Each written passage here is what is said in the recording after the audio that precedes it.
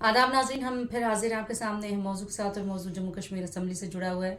Jammu Kashmir assembly में ज़ोरदार हंगामा देखने को मिला। मारपीट और कांच भी टूटे और आपस में जो अरकान असम्बली थे वो मुतसादिम नज़र आए। जम्मू कश्मीर में आप के एमएलए महराज मलिक के साथ पीडीपी के अरकान के साथ झड़प हुई और साथ ही बाहर बैठे भाजपा यानी कि बीजेपी के जो अरकान थे उनके साथ भी ज़ोरदार हंगामा हुआ।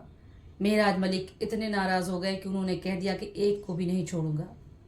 उसके बाद असम्बली के अंदर और बाहर हंगामा देखने को मिला।